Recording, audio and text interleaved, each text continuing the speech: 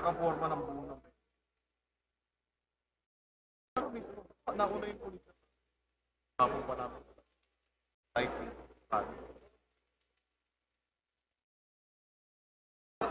talaga, yun na rin.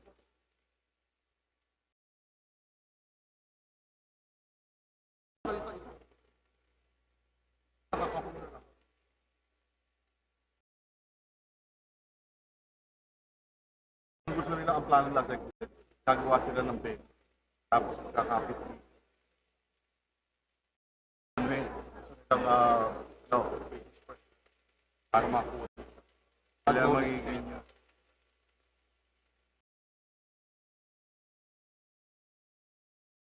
dalawa pa lang pumuporma.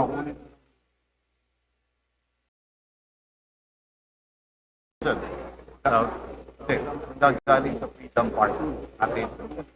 Tapos lumalakad. Para kunyari, pasahero lang. Vacancy. Tugda sila.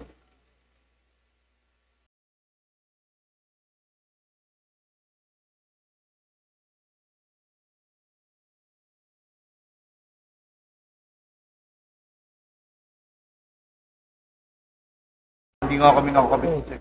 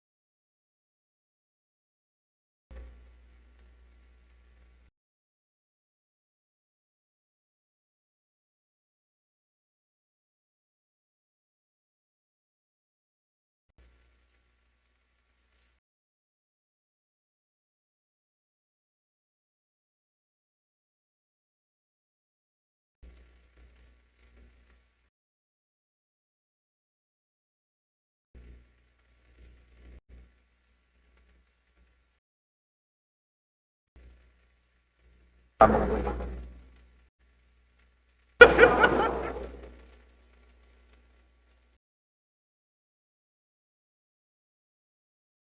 Ako yung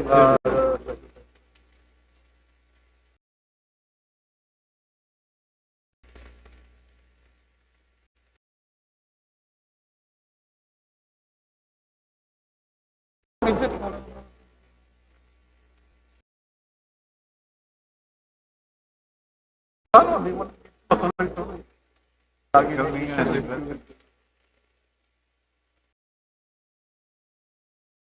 paano hindi natin napuntahan? Time pa rin yun. Saudi pa eh.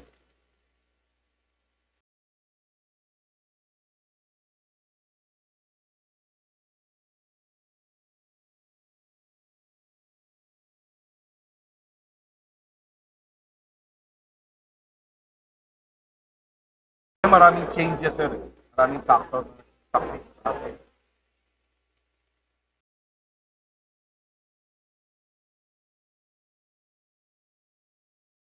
Dito pa sa house lang.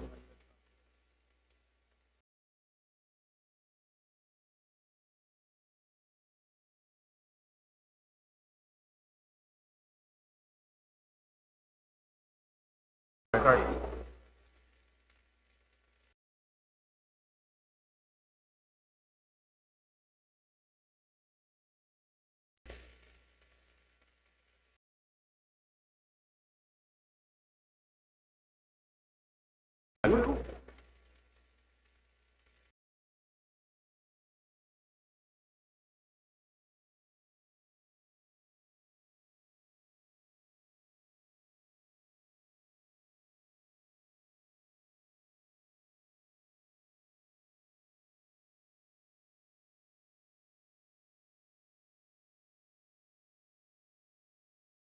Ito 11 yan.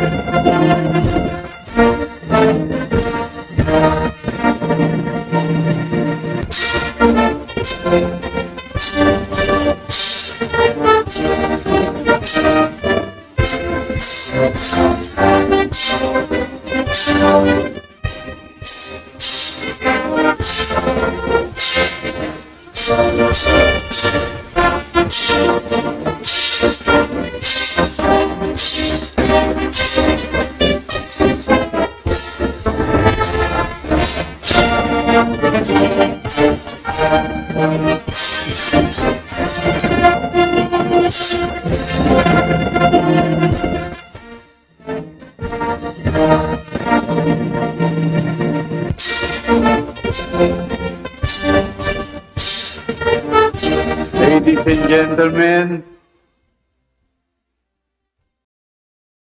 please rise.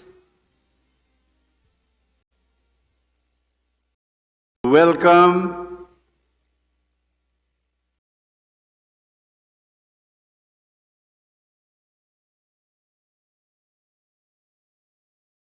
His Excellency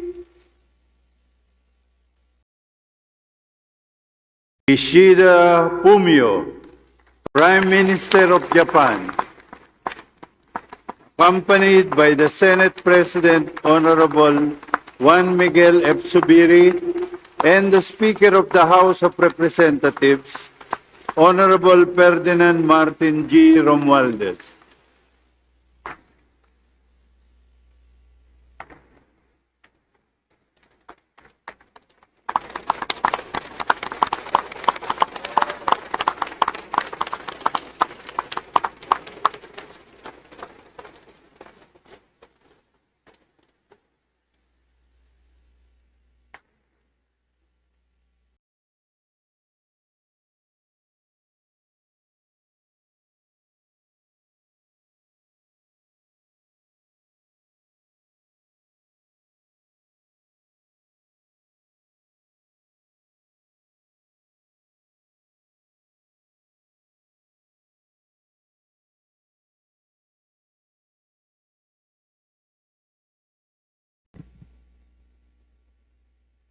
On the part of the Senate, the special joint session is called to order. On the part of the House of Representatives, the special joint session is called to order. Please rise for the singing of the Philippine National Anthem. Bayang magigiliw pero sa silanganan, alam ng puso sa titik mo'y buhay. Lupang hinirang, buyan ka lang magigiliw, sa manlulupig, di ka matitigil. Sa lahat mundong nagtibay ang kalapit mo, ilang ang tulang awit sa maglayang. Sakit sa plangwaraw, ngunit ang buhay nakakami. Bituin at araw niya, kaya ay magdiliw. Lupa ng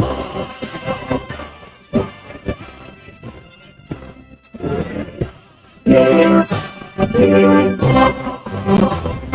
maligay. Pagmatay na sa'yo.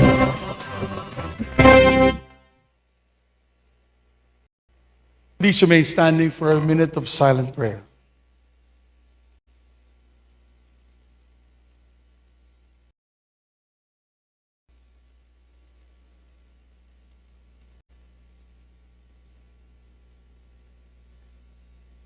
Amen.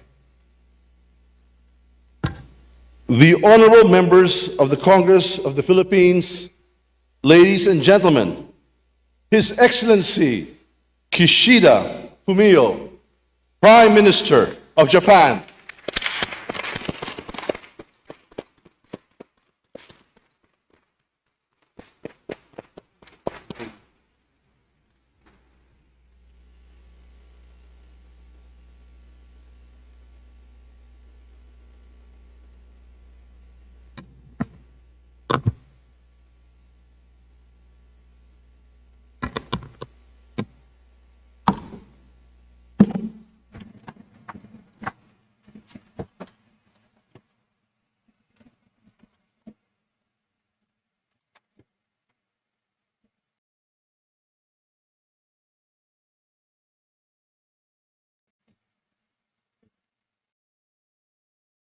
Honorable Juan Miguel Zubiri, President of the Senate of the Republic of the Philippines, Honorable Fernando Martin Morales, Speaker of the House of Representatives of the Republic of the Philippines, ladies and gentlemen.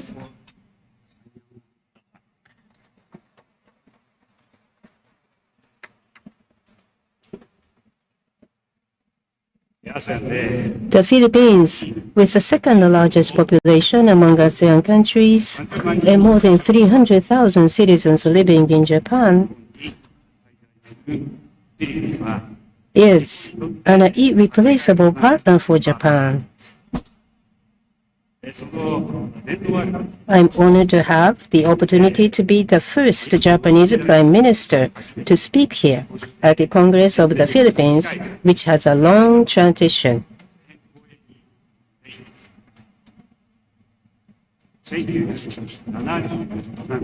1977, former Prime Minister Fukuda Takeo delivered a speech in Manila in the presence of President Ferdinando Eduardo Marcos Sr. I am reminded that in that speech he expressed his desire to build a heart-to-heart relationship of trust with Southeast Asia, including the Philippines, as equal partners.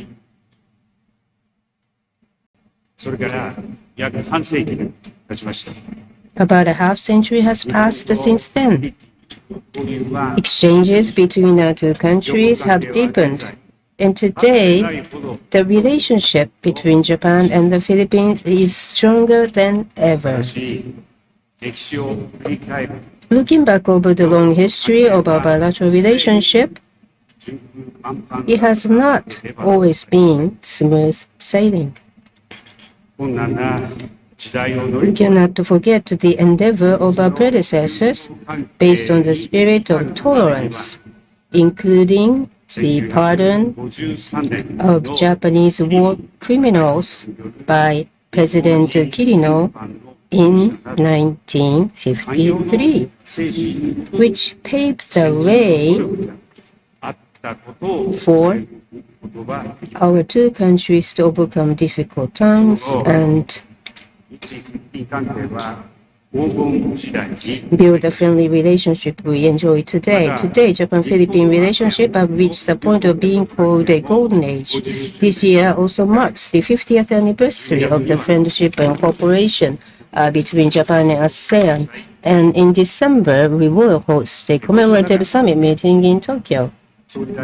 Against this backdrop, I am very delighted to have the opportunity to visit Manila for the first time as Prime Minister and to express my views on Japan's foreign policy, including strengthening relations with the Philippines and ASEAN.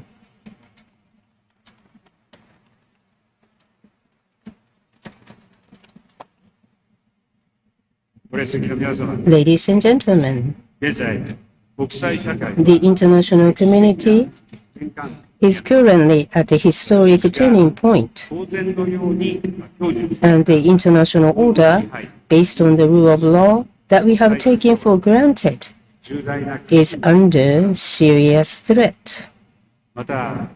The international community is also facing complex and interrelated challenges, such as climate change and infectious diseases. Under these circumstances, we cannot afford to have the world be divided based on the ideologies and values. At the G7 summit in Hiroshima in May this year, which I had the honor to chair, I listened to the diverse voices of the international community, including those of the countries referred to as the Global South. What I strongly felt there was the need to return to the very basic foundation that everyone can share. What I emphasize as such a foundation is the idea of human dignity. There is no better place to stress the significance of human dignity than here in the Philippine Congress.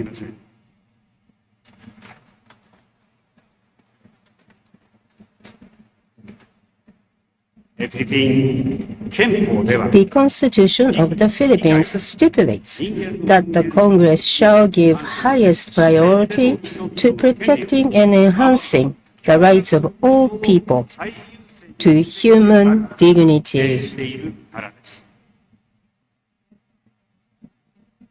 In order for everyone to live with dignity, it is essential to build a peaceful and stable world.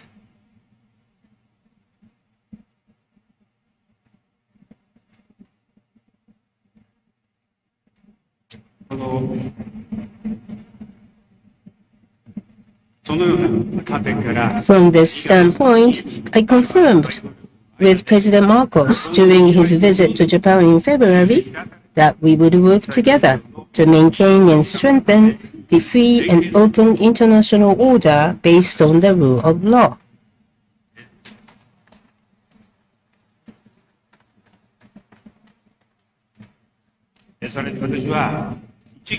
Furthermore, during my visit to the United States in January, I expressed my strong determination to defend the free and open Indo-Pacific, FOIP. Also, in March, I announced a new plan to realize the FOIP. Underlying this plan is our determination to lead the international community toward cooperation rather than division and confrontation, and to defend freedom and the rule of law at all costs. Today, I stand here to share with you my renewed commitment to further advance these efforts and to share with you my thoughts on how to do so.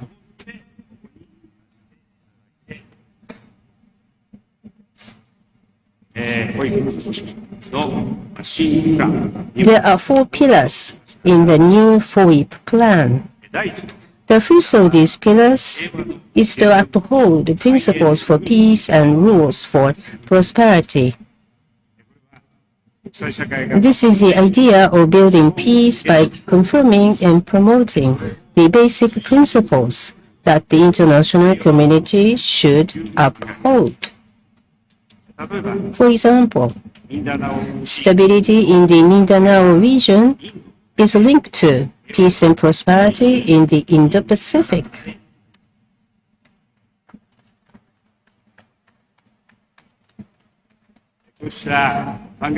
From this perspective, Japan has supported the peace process and economic development over the past 2 decades. We just announced yesterday in our meeting with President Marcos the provision of heavy equipment for disaster management in Mindanao. This cooperation is based on the vision of the FOIP.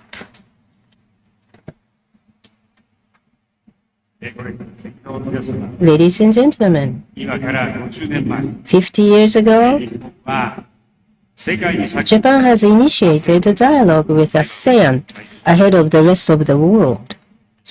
Since then, Japan and ASEAN have helped each other in times of difficulty and nurtured a relationship of trust with a heart-to-heart connection through exchanges amongst the peoples in a wide range of fields and at various levels.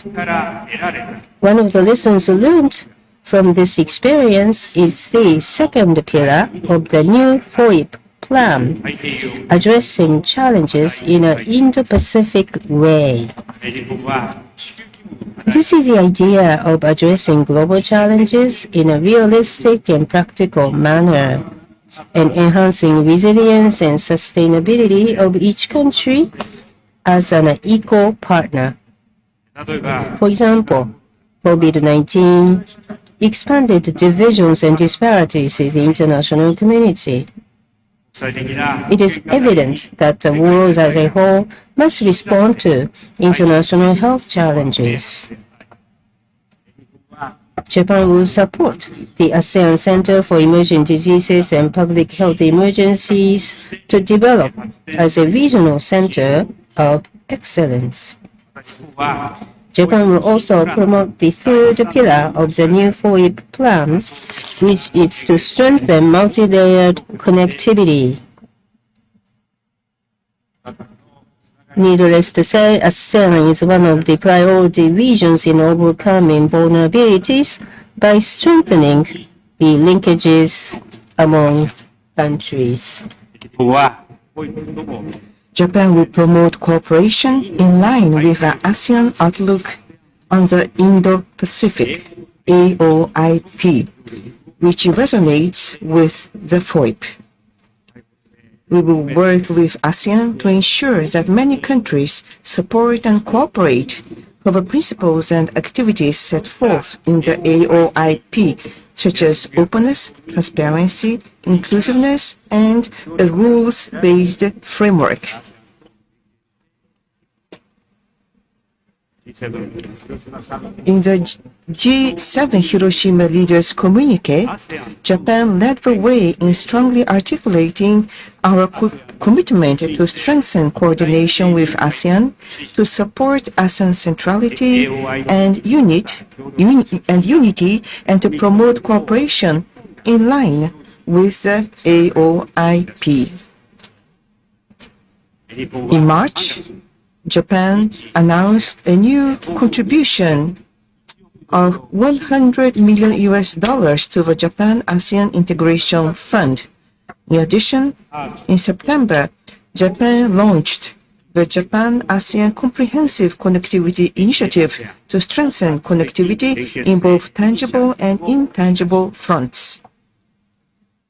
We will also mobilize private sector funds to support ASEAN's resilience and sustainability.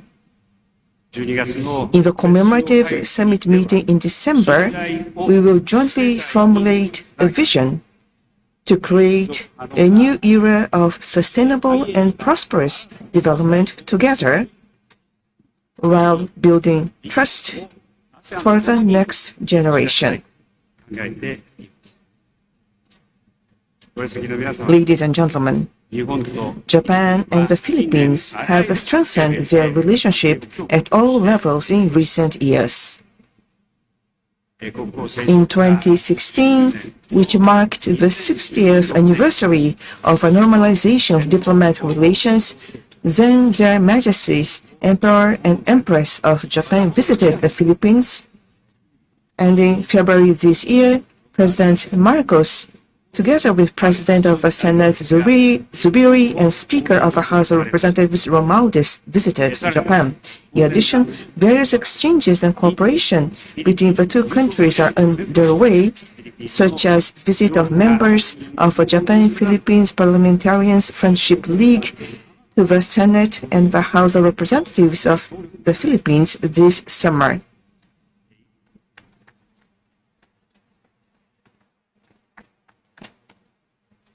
Now, I would like to introduce some specific examples of our cooperation. First, security and defense cooperation. The last pillar of the new FOIP plan is extending efforts for security and safe use of the sea to the air. Japan has hitherto provided 12 ships to the Coast Guard to play a part in improving the Philippines' maritime security capability.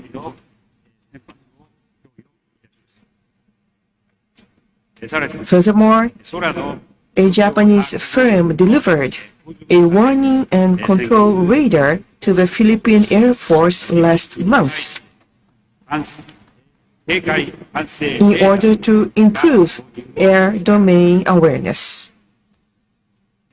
Also, yesterday, Japan agreed with the Philippines to provide coastal surveillance radars to the Philippines Navy as the first cooperation project in the world under Japan's newly established Official Security Assistance, OSA, this year.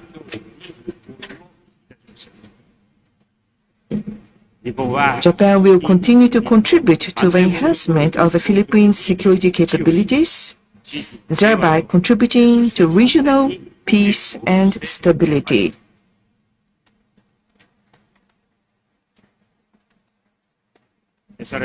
Furthermore, we concurred with President Marcos to commence formal negotiations on a Japan-Philippines reciprocal access agreement.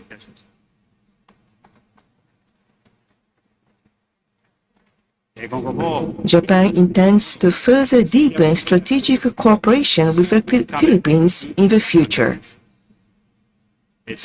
Next, I'd like to touch upon cooperation in the areas of economy and investment. Japan is the largest donor to the Philippines.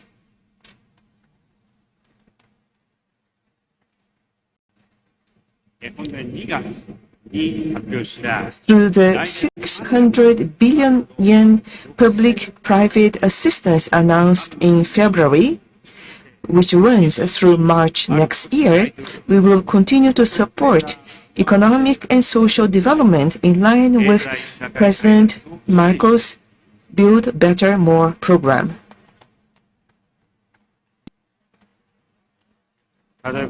For example, the construction of the Philippines' first subway system is underway in Manila with Japanese assistance. I'm going to visit the construction site later today. I'm proud of the fact that Japan can play a part in this subway project, which is said to be a 50-year dream.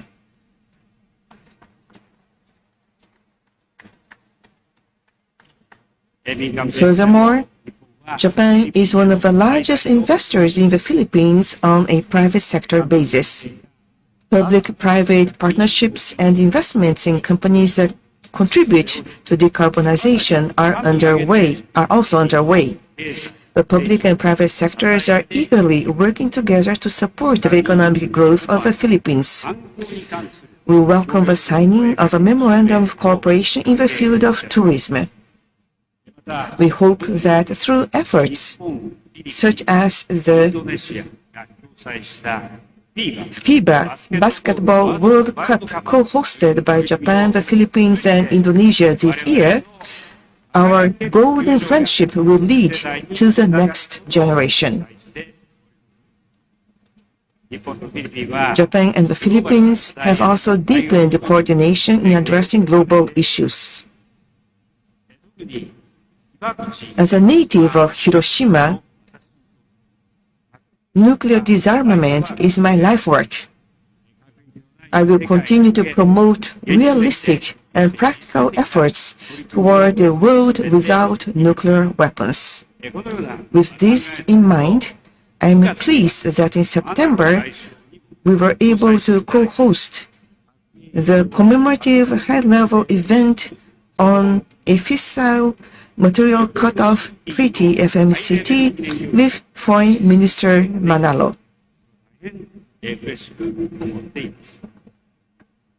Regarding climate change, which the Marcos administration also attaches great importance to, we are deepening cooperation on energy transition through the realization of an Asia Zero Emission Community, or ASEC, concept.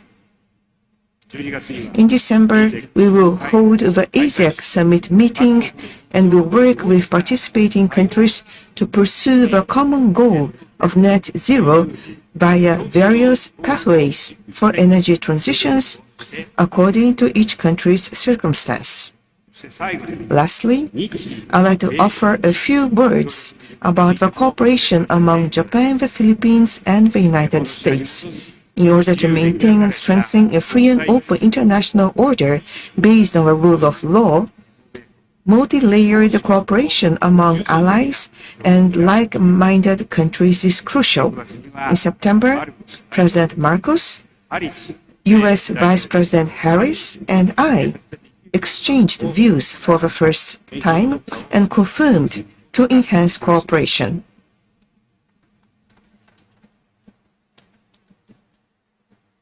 In the South China Sea, the Trilateral cooperation to protect the freedom of the sea is underway.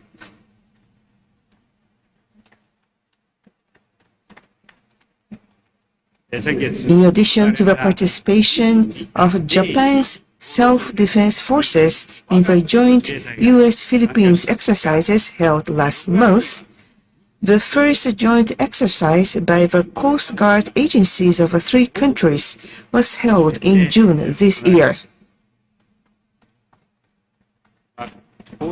Through these efforts, let us protect the maritime order, which is governed by laws and rules, not by force.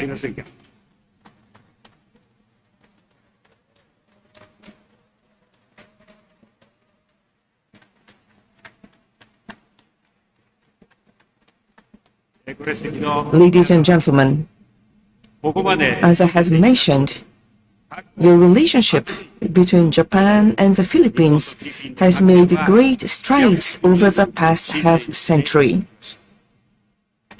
I believe that the people-to-people connection is a bedrock of this relationship. I offered flowers yesterday at the monument to Dr. Jose Rizal. Dr. Rizal, who had once stayed in Japan in his youth and had the opportunity to interact with Japanese people, envisioned that our two countries would one day engage in a full-fledged relationship. Indeed, exchanges between the peoples of the two countries have been unwavering. After the Great East Japan earthquake in 2011, the Philippines sent a medical assistance team, and the Filipino caregiver candidates remained in the affected areas to provide dedicated care, saying, "We cannot abandon the elderly people."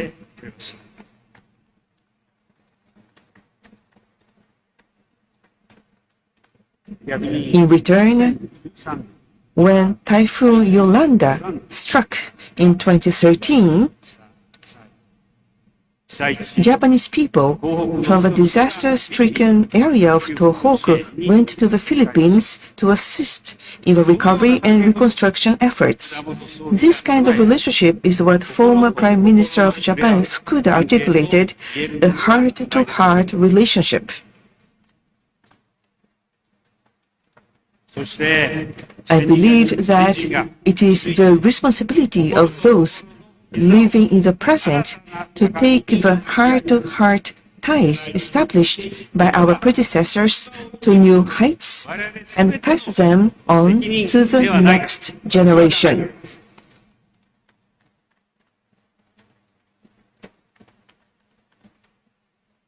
The slogan for the 50th anniversary of ASEAN-Japan Friendship and Cooperation is Golden Friendship, Golden Opportunities.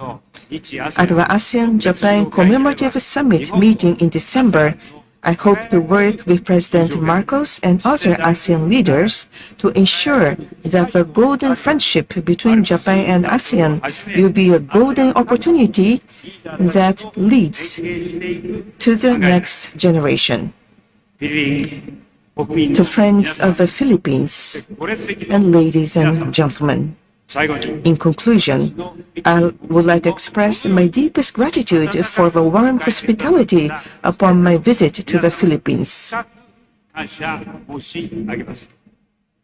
will continue to do my utmost to ensure that the strong friendship between Japan and the Philippines will last and further develop in the future.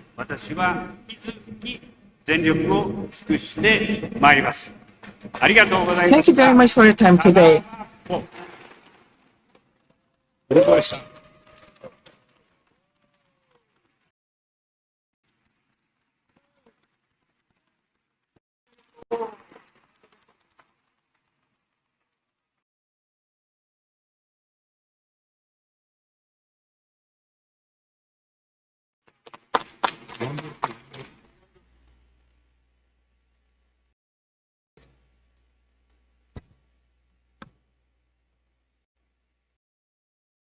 On behalf of the Philippine Senate, we express our deepest gratitude to His Excellency Prime Minister Kishida Fumio for his gracious acceptance of our invitation to address a special joint session of Congress, illuminating the path towards an even more robust and dynamic relationship between our two nations, one that is grounded in the common pursuit of peace and progress within our countries and throughout our region. Long live Philippine-Japan friendship and partnership.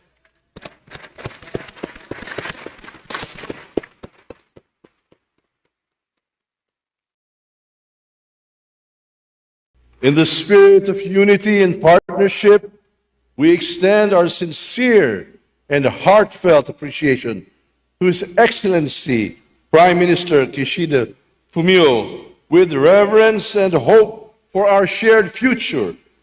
Today's discourse fortifies the bridge between our great nations.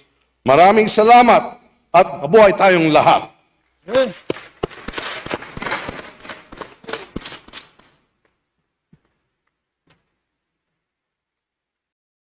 The part of the Senate, this historic special joint session is adjourned. On the part of the House of Representatives, this special session is adjourned.